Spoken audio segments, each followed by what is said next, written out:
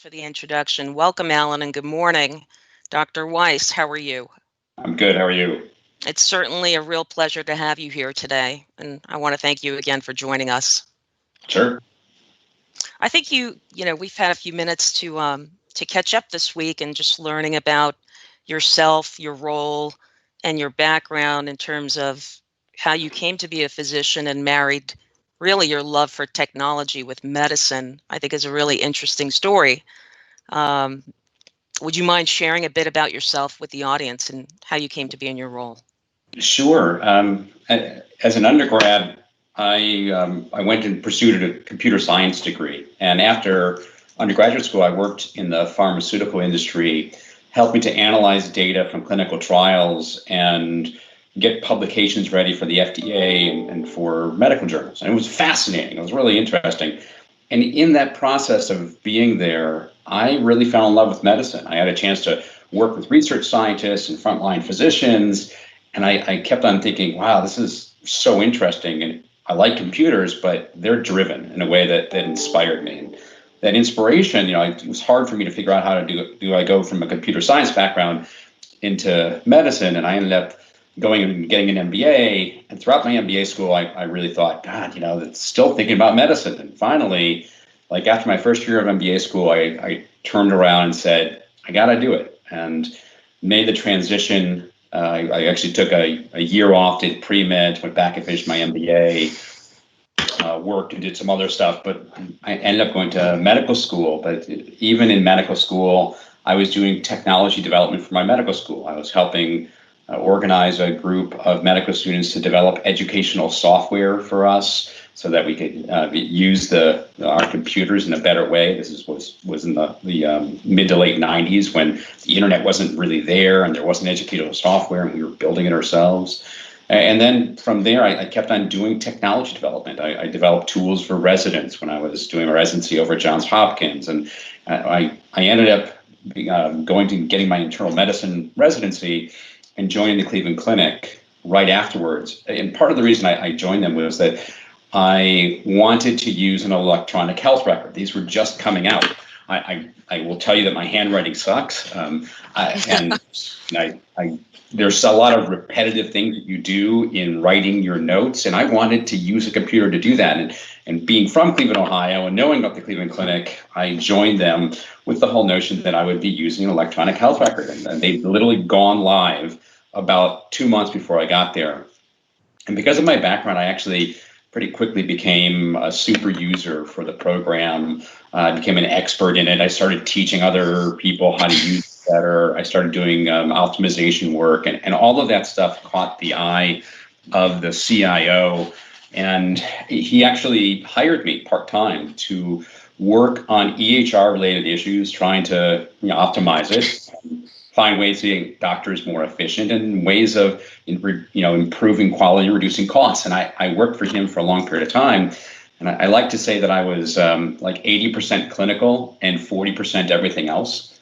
And at some point, when you realize you're just working too much, you got to make a choice. And I decided to go more towards the informatics computer route, since that was more along my background. And I left the Cleveland Clinic, worked for Cedars-Sinai to help them implement their inpatient EHR. Ended up back in Houston, Texas after a few years, which is where my wife is from. And we just had a daughter and moved back there. And I help Memorial Hermann with their ambulatory and population health efforts. And been now here at BayCare as their chief medical information officer for about 2 years. And I have responsibilities over all of the clinical systems. I'm still practicing and seeing patients a couple times a month. I also oversee their data analytics governance as well. Well, thank you for that. Fascinating. I can imagine and suspect that the pandemic and COVID have really been at the forefront of everybody's priority list, specifically as it pertains to the whole healthcare continuum.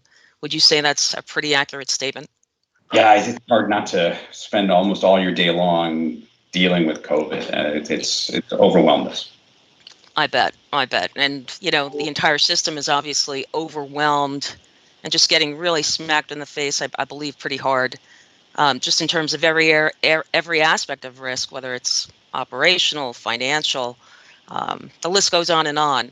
But specifically as it pertains to your role, what are some of the challenges you all have been facing from a technological perspective, given the current environment? Maybe you could just share some of the things that have been going on or challenges at the beginning and what you're doing to resolve them. Yeah, I mean, I'll tell you that I work harder and longer hours now since COVID started than I have ever before, even though I'm working from home. My days have pretty much been 12 to 14-hour days for most of the past 3 to 4 months.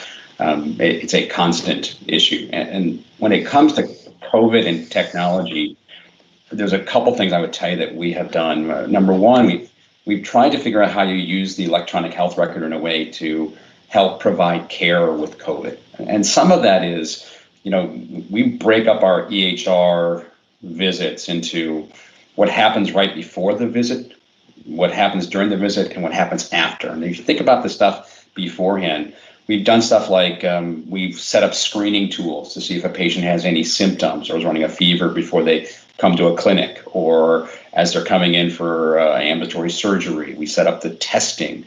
When it comes to being in the visit or hospitalization, there's all kinds of testing that we do for COVID, but there's also treatment algorithms that we set up as well. And then there's the entire process when the patient is being discharged or leaving. We set up hospitals at home. We do symptom trackers.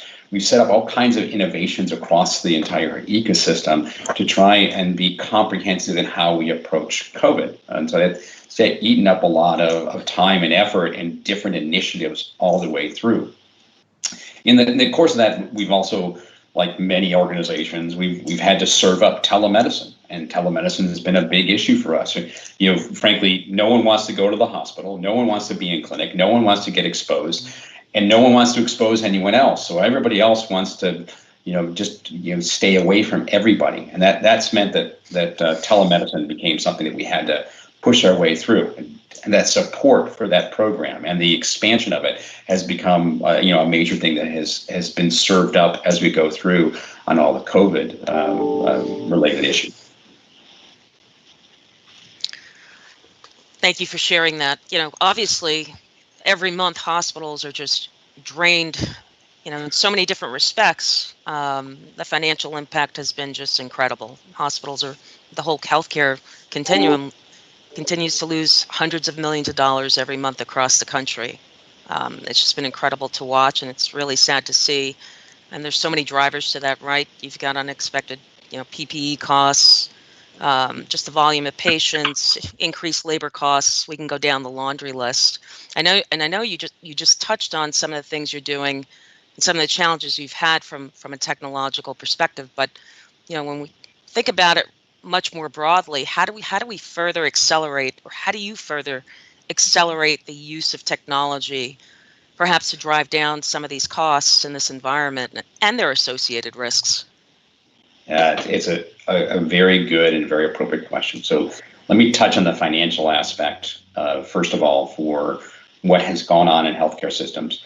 There's many healthcare systems throughout the country that have reported millions, tens of millions, even hundreds of millions of dollars of losses over these past several months. If you look at volumes, most systems, they canceled or reduced elective surgeries during this time frame, which is a major source of revenue. Ambulatory visits were down, ED visits were down. There's all kinds of problems with COVID. In addition to the fact that when a patient with COVID gets admitted, if they're really sick, they're in the hospital a lot longer than at other times. So there are so many financial, operational, and clinical issues that have been hitting us all at the same time. It has become a juggling act between them all, trying to manage it. It has been very tough. And in the course of all this, we have technology, and we all know that technology has opportunities to make people more efficient, but technology also comes with costs. There's implementation costs involved, there's hardware costs, there's all kinds of costs. And at a time when our finances are generally as an industry hurting, the whole notion of trying to swallow more costs in order to potentially save costs, or save or improve revenue, is something we are really struggling with. And for us in general, that means when people come up with ideas for whatever the savings or opportunities that there are, we're probably taking a much deeper look at what the return on investment is.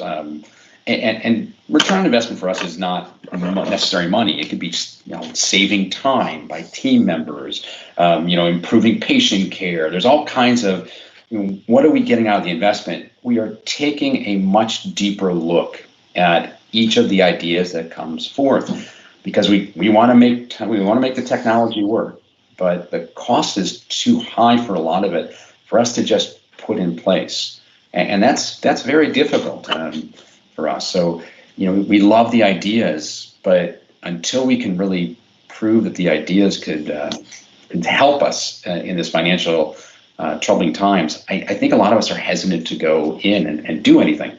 Now, at the same time, I will tell you that I was on a call with some other CMIOs not too long ago, and there are some healthcare systems that have borne the COVID crisis better than others. And one of my colleagues reported while they were down, they weren't as down as everyone else in their city. And so for them, it was an opportunity. For them, they're thinking, wow, other hospitals are going to be struggling and will probably need a financial lifeline. There will be physician offices that are out there that will need some help. And so what they're looking at is this is going to be an opportunity for them to do mergers and acquisitions. That's not technology related, but it just gives them an opportunity to improve their market share. And there are healthcare systems that are going to take advantage of that as time goes on.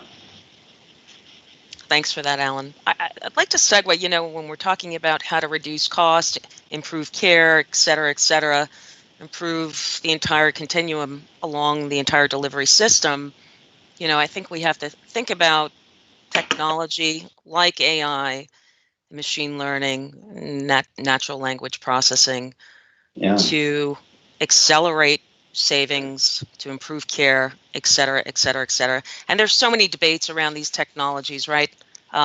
Every day, whether it's in healthcare, whether it's in any other industry. I'm just curious, what are you really excited about? As I can imagine, you most likely get really undated with the latest and greatest along these silos of technology. And, what really excites you when we're thinking about these technologies on a broader scale? Well, I like to describe myself as a nerd turned doctor gone back to being a nerd. So being that all technologies really excite me, but there's that business person in the background and this person who's really trying to think about the long-term costs, operational issues that are involved in whatever idea is coming forth and tries to predict those out. And so I keep those in mind. So I get excited and I love the enthusiasm that people have, but it's often balanced by being more realistic about where things are. When it comes to the things that have been served up to me a lot since COVID started, I probably have had 20 or 30 people talk more about telemedicine and how do you interact with patients. That comes up all the time, and I hear that. I've heard a lot of people bring up stuff for data and analytics, and I can touch on data and analytics and that approach in a few minutes. But when it comes to stuff like AI and natural language processing, those are great ideas, and I get excited about it. I think there are just so many opportunities that we haven't even touched on, and I'll tell you the ones that we're pursuing, and I'll temper it. I think that AI in particular has some great opportunities, particularly in the natural language processing, whether it's verbal processing or note processing. The physicians right now, their notes, as everyone knows, their notes are not, they weren't really great at all when it came to handwritten notes. And I can tell you that a lot of the typed notes still require some help. I think natural language processing can have a dynamic effect and can help a provider write a better note and then also capture things from general language that should be in there, symptoms or past medical history, allergies, even some of the orders could be put in directly into what the natural language processing could do. And I've seen some demos of this stuff. It's getting better, it's coming closer, and we're going to start playing with that aspect of artificial intelligence. I think that's great. artificial intelligence and machine learning together, I think you look at that, and I think there are great opportunities. For instance, there's a machine learning algorithm out there that looks at pictures of people at their skin and tries to figure out if certain spots are melanoma or skin cancer, and tries to figure out based on the characteristics if that lesion should be biopsied. And when you start to look at some of those systems that are out there, they're becoming probably more proficient than some of the dermatologists. And I foresee a time in the future when you literally will go into a booth, it'll take an image around you of all your skin and tell somebody if you're okay. And I really actually believe that's going to be coming, and particularly living in Florida. And it's always very funny to be living in Florida and participating in a fireside chat, right? Because, why do you need a fire when it's 95 degrees outside? But, in Florida, where we actually have a lot of sun, and actually we don't have enough dermatologists. So these kinds of aids can really help. But I'll temper that with the fact that there are still a lot of discussions and a lot of hesitancy by physicians. I know there is that ethical debate, correct? There's an ethical debate. The convergence of technology and medicine, right? Sure. And if you look, I'm aware of this one AI system that helps to analyze an MRI to determine whether or not a patient has had a stroke, how big the stroke is, how recent it is. And I'm very much aware of this. But I also know that the physicians who are right now using it don't trust it because it's an AI, it's a computer telling me what to do. And I think there's that, how do you get people over the hump?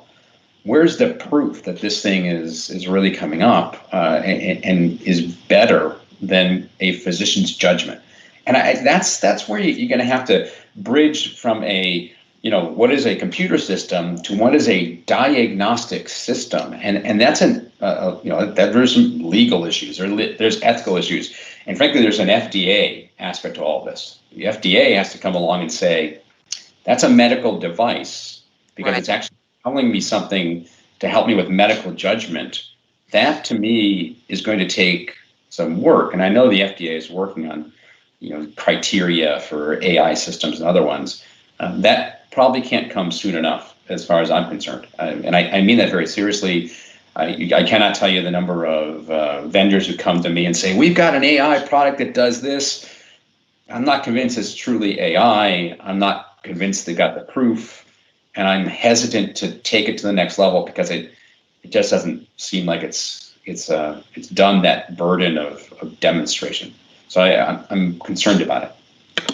I did touch on the whole notion of data and analytics as things go on.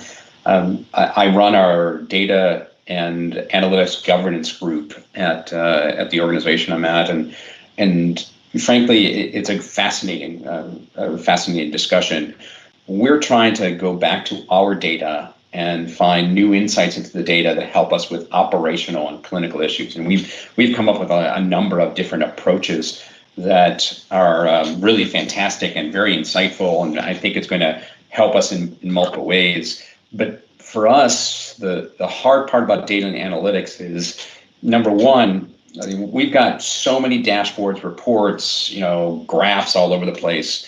We've got tons of this, but the hard part is our leaders are overloaded with looking at them. They probably get 30 or 40 dashboards a month, and they don't have time to look through it. So what we're trying to do is recreate how we create dashboards and analytics to serve up just what they need. Not a whole big dashboard, but here are the 5 people you need to talk to on this one issue. I'm trying to make it as easy as possible for the person taking the data and closing the loop on whatever the clinical or operational issue is, right? That's one thing we're doing. The second thing is that we're trying to take it down and not create alerts in the EHR based on whatever the data is. And so we're desperately trying to have an impact by getting somebody to change their mindset on an issue rather than creating a blockade on that issue inside of an EHR that's frankly probably overdeveloped as it stands. It sounds like it's safe to assume, Alan, in some respect, you don't have that single integrated view of risk, correct? And the different silos that we're talking about on one Yeah, dashboard. I think risk is always a difficult concept when it comes to medicine. There's risks for all kinds of things, and yeah, we don't have like a dashboard that says risk, but we have our dashboards dealing with certain aspects of medical risk. And to me, maybe it's not just medical risk, but medical decision making. We have dashboards, for instance, looking at inpatient care and some of the decisions that help to decide when a patient is moving through the process of inpatient care and is prepared for outpatient. We have dashboards that look at certain outpatient issues, and for instance, who's getting antibiotics, who's getting pain medications. We have other aspects, but there isn't like a global, here's your risk overall. And it's hard because everybody would say risk completely depends on the clinical issue that you're dealing with. So the hard part is there are so many of these issues around our system.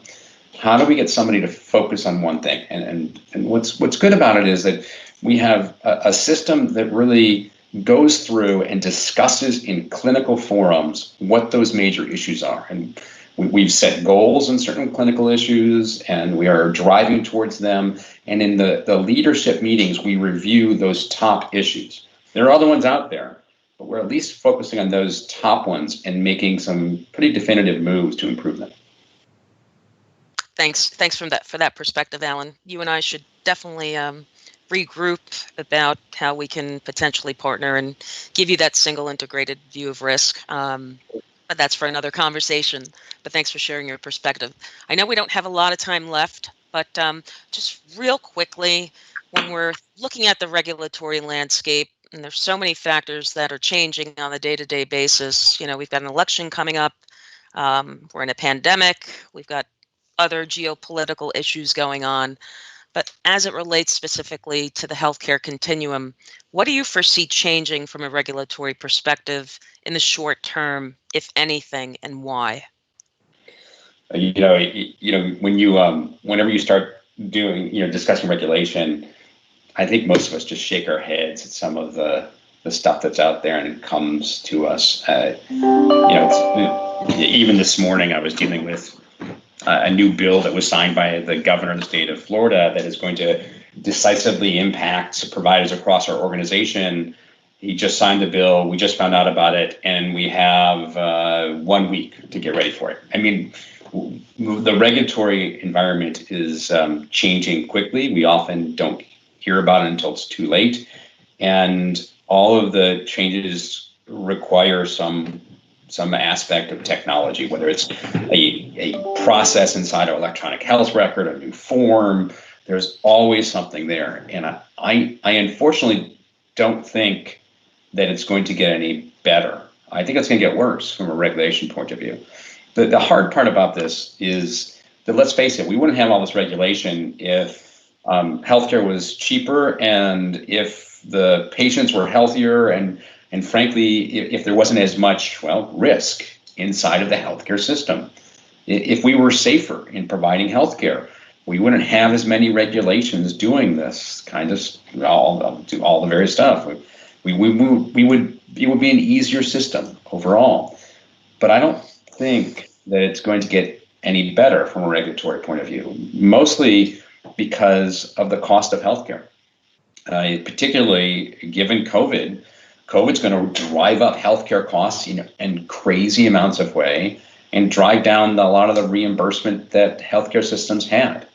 And as a result, we have to be more careful, more dynamic, and we're going to have to really rethink the safety and quality of the work that we're doing. But I think it's going to get even worse. Well, lots to consider and lots to think about in this, I guess, ever increasingly important time for the nation. Alan, it's been a pleasure. I would like to sincerely thank you and all of your colleagues and healthcare workers who just sacrifice so much every day to keep us safe. Thanks. Thank you very, very much. All right.